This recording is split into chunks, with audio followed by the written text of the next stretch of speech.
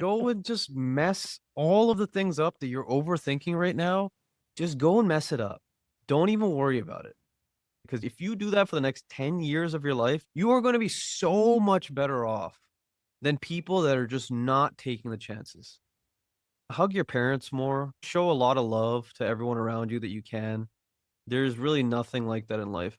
There's this concept of be the beloved. The beloved is the person that is remembered far after their death. Be that person, embody that person.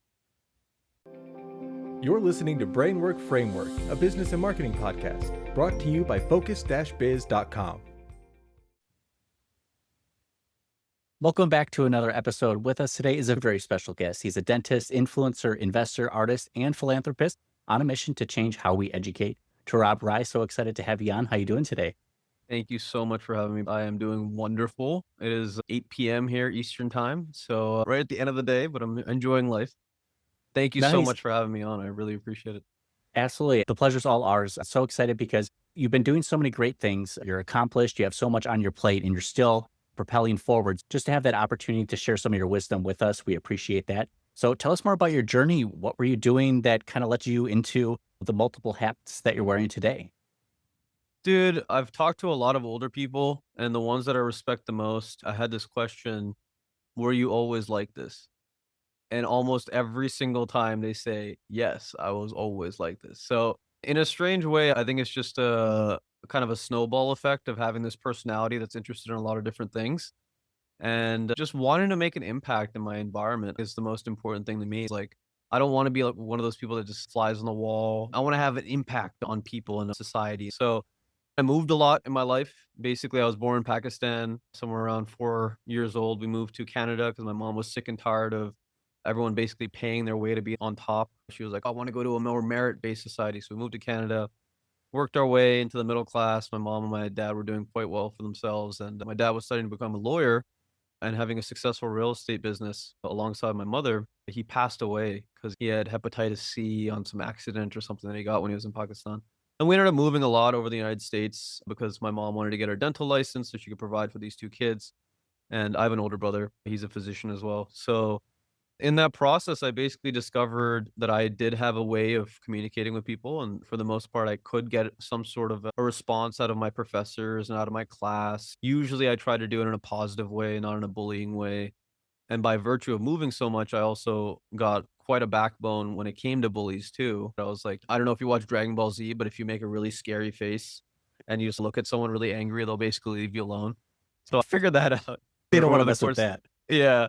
I figured that out over the course of the moves. And then sometime in dental school in Temple University, right in North Philadelphia, I began to explore a lot more of my interest in creating clubs and organizations. Basically, every single time I moved to these different schools, I was like, okay, let's make a club. Let's see what we can do for the school. And I created the Health Sciences Music Club. I'm a musician. I don't know if you see in the background, but I have a drum kit. I have a keyboard right here and make music and stuff. So I made the Health Sciences Music Club because I was like, dude, there's no way I'm gonna be able to find musicians to jam with regularly. I had this idea of crafting this environment where these healthcare providers can go during lunch and they could hear some live music and maybe be in a better mood for the latter half of the day and changing the whole culture. I had this big scheme in my head, but I just didn't have the execution skills at the time to make it sustainable. And so experimentation again and again with these clubs and trying to make them sustainable and trying to make them meaningful, impactful. And then right in my senior year, I graduated after many of my classmates did because I just didn't adhere to the standards of the school, I guess, for a lot of reasons. Mainly, I was just like, what the hell does this matter? Like, my hand skills and my patient communication is better than most of these kids. But then I realized I needed the damn degree. So, in those 6 months that I stayed afterwards, I started really thinking about, hey, you claim in your head to be this talented guy. You have a lot of interests and you have some insights and ideas, and yet you're here while all of your class is gone. I grew this tremendous resentment for myself, and I was like, it's time to get your shit together, man. Get disciplined in some things. Like, don't be afraid of this money thing because it really does mean power and influence in society. I came across Grant Cardone's webinar or whatever, and I got into that stuff. So I got really excited. I made a lot of public health clubs and stuff in dental school. And I just realized that doctors in general are not particularly concerned about public health, even though that's really our mission. Doctor in Latin means teacher.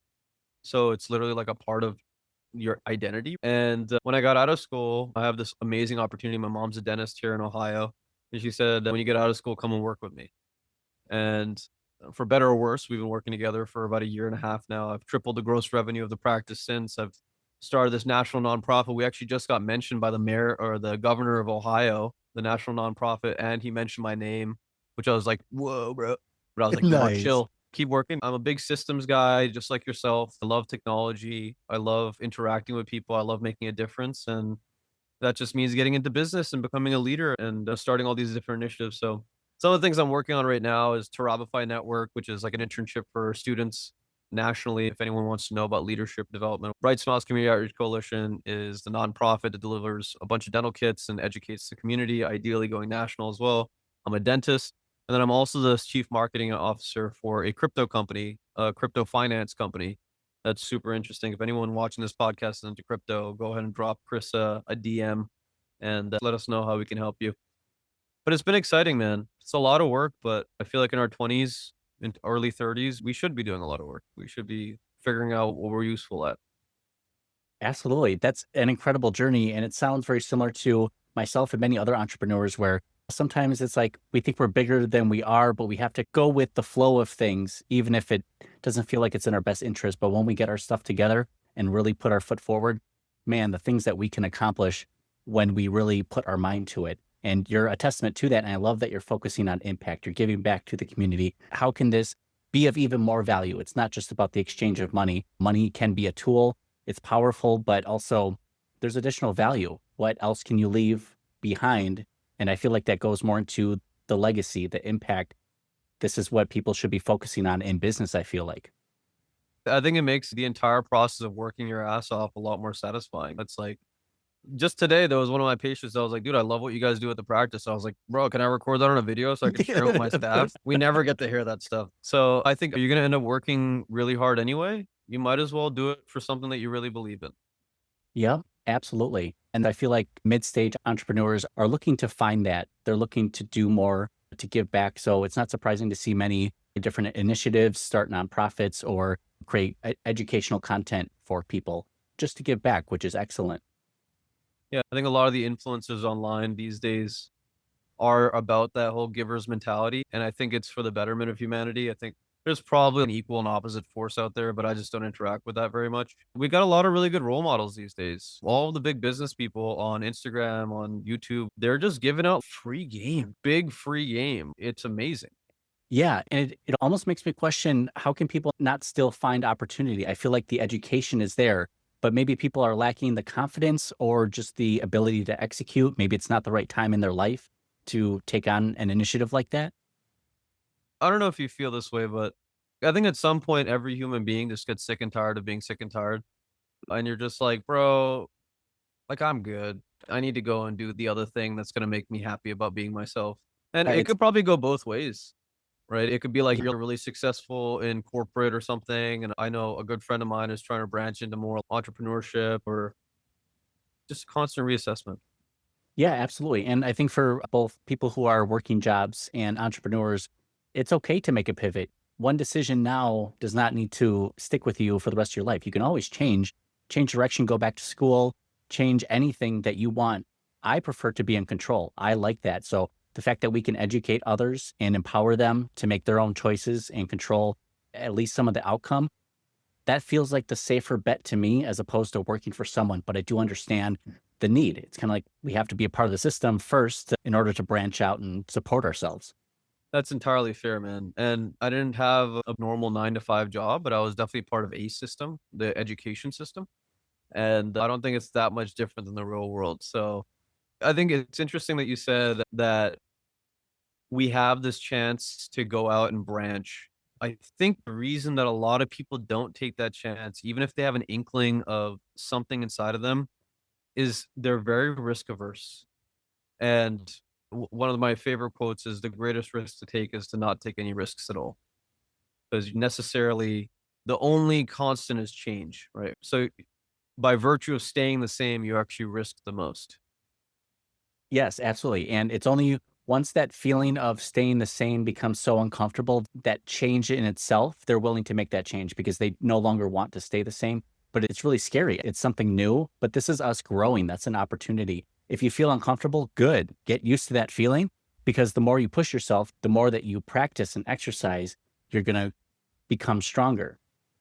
Absolutely. And I see that guitar in the background. And I know Steely Dan, when I was watching some of their interviews, they're talking about how guitar players fly, right? That they're flying when they're soloing. And to me, a lot of this sense of taking risk is almost like flight.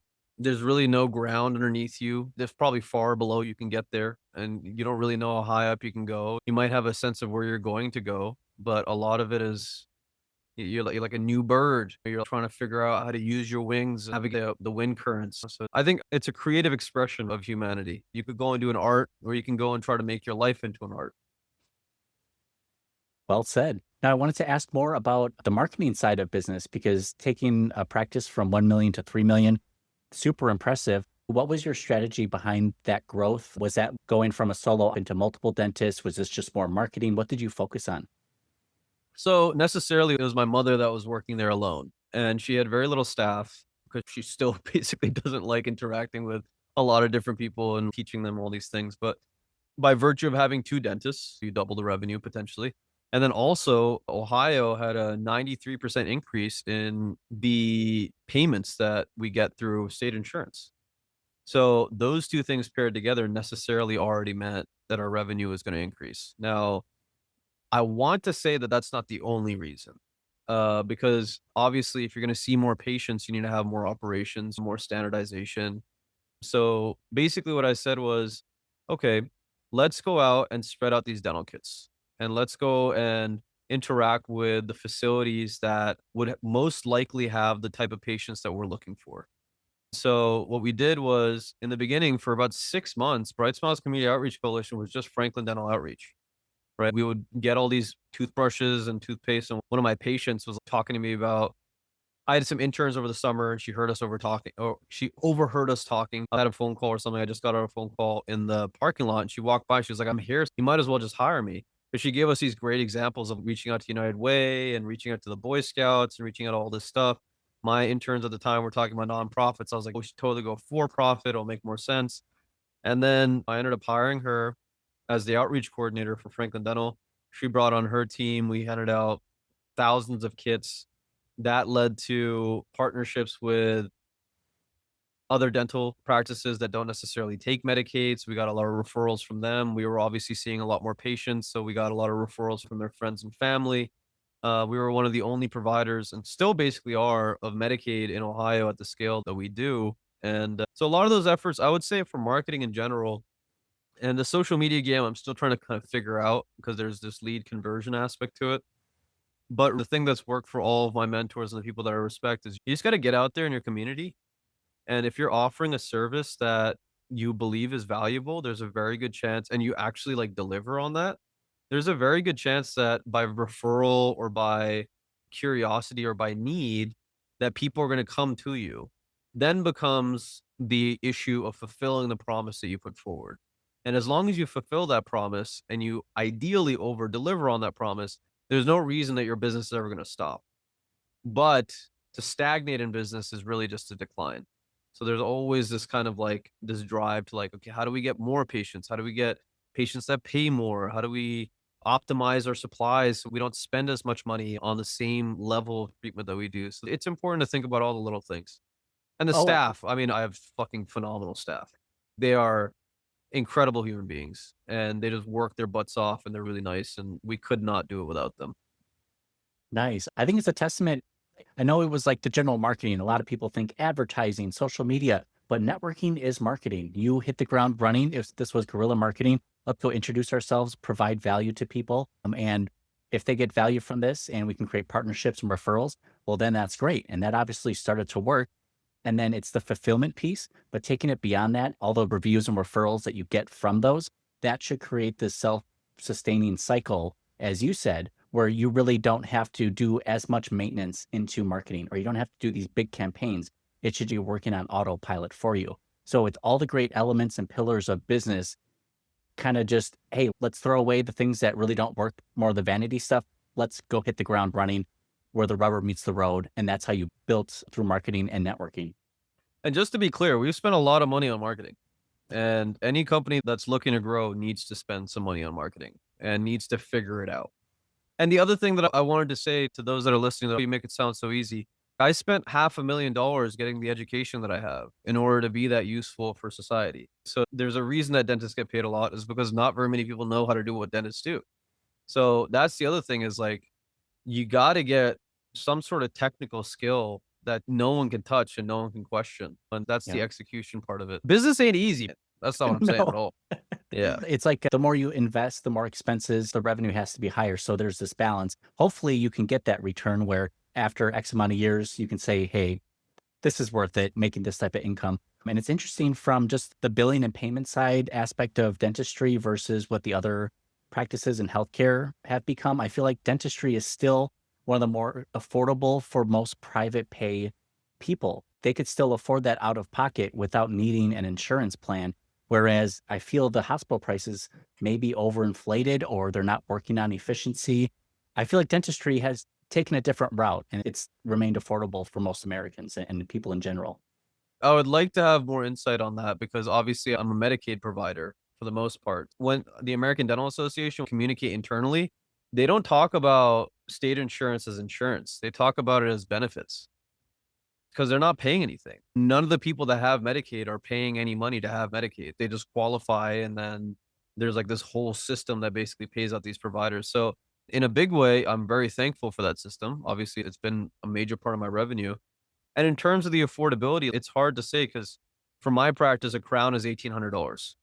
Now, at other practices, right, a crown can be 3,600, whatever. So it all depends on the market. It all depends on what type of patients you want to serve, how much money you want to make, how much money matters to you, how much of an impact you want to make. It was lasting. One of my mentors, he was telling me about a doctor that started his own practice and he made a lot of money. He was telling me about where he started, and he would always say that, dude, this guy gave out so much free medical care, like hundreds of thousands of dollars over the course of his lifespan. That's why he's rich, Turab. It's not because he was gunning after money. He was rich because he encapsulated the idea of wealth, and wealth requires you to give. Then the stuff comes to you because you deserve it. What does success and wealth mean to you? Just means having a voice. I think if you value your philosophy in life, and if you value the way that your soul is, the way that you make people feel, it's almost an obligation to become wealthy, to become powerful. And there's a basic thing that I'll say changed my entire perception on the socioeconomic classes. This is directly from Grant Cardone. Poor people spend money, middle class people save money, rich people invest money. Now that in itself is a thing. And middle class, by the way, if you're saving money all the time or your parents are saving money all the time and you think you're wealthy, you're probably middle class. Rich people invest money. Wealthy people give money away. Isn't that strange? That for some reason, giving things away to people with an open heart is more valuable than investing it. And wealth to me is really just an abundance of things, right? It's like I want to have opportunities. I want to have smiles and love and laughter around. I want to have cool experiences. And when I'm older, I want to be able to say that I've done something for my community. I think wealth and virtue can actually be very closely associated. That's kind of why it matters to me. Absolutely. Because I hear from a lot of other entrepreneurs and I'll ask them, what are your goals? And I'll hear some of them say, take over the world. I'm like, what do you mean? Take over the world, like control everybody or like make a bunch of money? What does that mean? So when I ask these questions about your goals or what success or wealth means, it's like, where is your intention at? Where is your heart at? And does this match my energy and your vibe? Because I feel like there are people who focus on the money and to get there in any way and means possible, where they're willing to step on each other in order to lift and elevate themselves, as opposed to all boats rise with the tide. So could we help motivate and encourage fellow entrepreneurs, whether they're direct competition to us or not? I feel like that still brings us together and makes us stronger together. I couldn't agree more, man. Money is an amplifier, right? If you're an asshole, it will amplify your asshole, right? If you're a Yeah. kind, nice person, you get more money, it will amplify that kindness. It's just a matter of What do you want to do with that time? What do you want to do with all that energy and life that you have inside of you? It's all core values and stuff. And the reason I even got on this podcast and the reason that we had this conversation is you always have this big smile on your face, dude. You're always laughing at stuff and you just have this vibe where there's compassion embedded deeply inside of you. It exudes out of you. I It's appreciate that. Thank magnetic, you. man. It's Yeah. magnetic. I was Straight going up. to ask likewise for you with your charisma. Do you find it having a positive impact or effect on the people you interact with, whether it's your dental patients or business relations? Do people start to pick up on just your charisma and start to feed off of that energy too? And do you notice other people mimicking you as well now?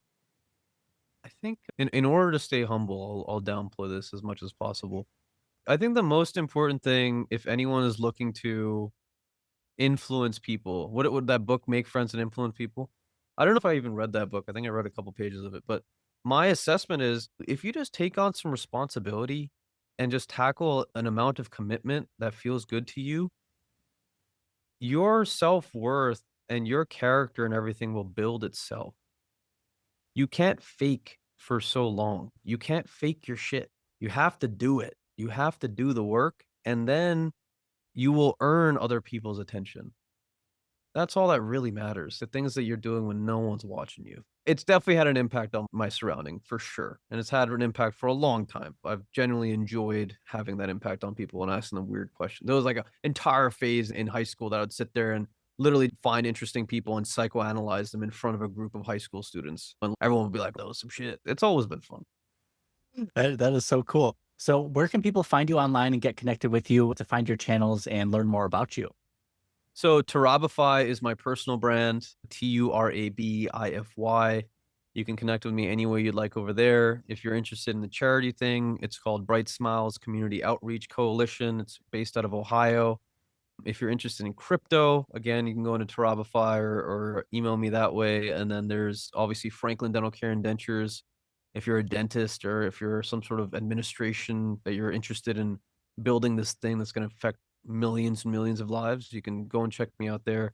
But again, Chris, thank you so much. We're going to be doing a lot of fun work together, I'm sure, over the years. Save here. And we will have those links available down in the show notes and the description for everybody here. Now, I have a couple more questions if you have some time. I just want to ask, if you had to go back in time and tell yourself one piece of advice, what would that be?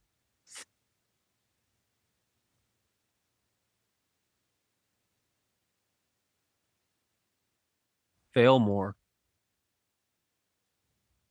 That's a good one, but why? Like, who the hell cares, dude? Go and just fuck everything up. Seriously, all the time. There's Just rampage Hulk all the time. go and just mess all of the things up that you're overthinking right now. Just go and mess it up. Don't even worry about it. Because if you do that for the next 10 years of your life, you are going to be so much better off than people that are just not taking the chances. Hug your parents more. Show a lot of love to everyone around you that you can. There's really nothing like that in life. There's this concept of be the beloved. The beloved is the person that is remembered far after their death. Be that person. Embody that person. That's what I would say. I absolutely love that. Now, how many science centers and libraries do you think they'll name after you in 30, 40 years? Dude, if I could get Turabify in the dictionary, I'd be good. What do you classify it as? Is it a noun? Is it a verb? Is it a way you feel? Is it a way you live? For someone that enjoys reading and writing, I don't know my grammatical things, but in my opinion, it would be like to return it to soil. Because Turab in Arabic actually means soil and happiness. So it's not this narcissistic brand, but a lot of it has to do with ecology and nature and like exactly what you were saying that higher tide raises all boats. It's the same philosophy. You enrich the soil and you'll watch the shit grow. Wow. To return to soil. And from that, growth happens. You plant the seed. Wow. That's even deeper than I thought. That is excellent. It's so cool. So, what are you planning for in 2025? You have a lot of things going on currently. Are you just staying the course with everything you have going on, or do you have maybe 3 to 5 year goals that you're going to be focusing on that you're willing to share with us? So for dentistry, my goal in the next 5 years, I should aim big. I want to have 10 dental practices. and all throughout this Western Ohio area. And I want every single one of them to be giving 10% of their profits to the nonprofit to be able to actually ship out millions of dental kits. That's my dental mission. As far as the Web3 and crypto space, in the next 5 years, I want to give the average person a lot more access to the information to utilize Web3 technology and really understand where it's useful and how to integrate it into regular life. I think we're moving really fast in that direction. I think it's very important for young people, especially, to get a little bit of information for that. As far as Turabify, the Turabify network, which is an internship network for high school and college students, in the next 5 years, I would love to have 5,000 dedicated students, and for all of them to be functioning together and getting great jobs and building businesses together and really just overall making the world a better place. And I would like that to be an international program because I want people also to be interacting across these barriers that we've made. So those are my 5-year goals. A little ambitious, but we'll see how that goes. Maybe not ambitious compared to someone watching this. I feel like it's right in between. It's absolutely perfectly ambitious, but not overly ambitious. It's doable. Definitely doable. I hope so. It's just going to require every day. Every day, as you've been doing for the last X amount of years, and just keep doing the same thing. But it's ambitious. And I love that you're trying to bring resources together for the middle school, high school age era, because influential on their life, they're learning life lessons that will be carried with them into early adulthood there. So to have some sort of leadership program or a mentorship to come together for that, I think is going to be so impactful. Have you had very impactful mentors that have kind of like shown you the way or provided opportunities that you feel like you just want to give them a little shout out? A little correction on the Turabify network. I have started out specifically with college students currently. I Okay. would love to have high school and middle school students, but I just don't think they have the attention span, and I don't have quite the understanding of what they're going through. I feel like 28 years old, I'm a little disconnected. So, as far as my mentors, Dr. Manley Mincer, Dr. Richard Ram, Mr. John Moore, Mr. Dury, my English teacher in Lexington High School. God, I could name infinite, man. Uncles, aunts, my mom's older brother, Amr Sharif, who is a renowned psychiatrist in London. I could just go on. All the books that I've read, like, you're building on the shoulders of giants, and let someone build on your shoulder, for God's sake. I love it. Like, Turab, is there incredible. anything else that I haven't? Go ahead. No, you're good. Just saying incredible human beings and great questions, Chris, as per Hey, you. thank you. Again, with like Brainwork Framework, we're trying to get inside the minds of entrepreneurs, see what's been impactful for them, their mentors. I feel like I owe a great deal of credit to my mentors who just kind of gave me some ideas and showed me the way, and that opened up way more possibilities and opportunities. And that the fact that other people came, they come and go from your life, but they're always there for a moment for a reason. So as long as you have that as a lesson or a teaching moment, I feel like it can help build you up. And like you said, just build on the shoulders of everyone else, and you become that next pedestal, the next shoulder to stand on. I mean, I could tell your wisdom is beyond your years, my friend. You had to get it from somewhere. I'm getting it from great people like you, man. The more people I interact with, we just build off good energy, good ideas here. So it's refreshing to have that, because with the craziness and negativity in the world that we experience, to have real human connection with people who are like-minded, who want to have impact with a real heart, it's like, wow, it doesn't feel like many of those people are out there, or you just don't see them as often. There's a lot of negativity that exists. I guess on the last thing I'd say specifically about networking is I've moved a lot and I've seen a lot of places. I've had the luxury of doing that. There is gold everywhere. I promise you. They're probably in your backyard. Just go into your garden and look around. In the cities, in the worst cities in the world, there's gold. The positivity, you will feel it. It feels like the sun. You'll feel it. Go towards it and try to shake its hand or something. You know what I mean? Get you some of that. That's good. Yes. Feed off that energy, let the sun, just bask in the sun a bit, feel the rays, that energy. And the more that we can take in ourselves, the more we'll be able to give back to replenish others, I think, and hope and feel. But that's just me. Turab, I appreciate you coming onto the show, sharing your wisdom, inspiring others, entrepreneurs, and our audience. I appreciate it so much. Thank you so much for having me, Chris. I can't wait to do more. I got to have you on my podcast. That sounds great, man. We just become best friends. Yep. Thank you. Easy peasy, baby. I love it. Oh Thank my you so God. much. Yeah, my pleasure, dude. Anytime.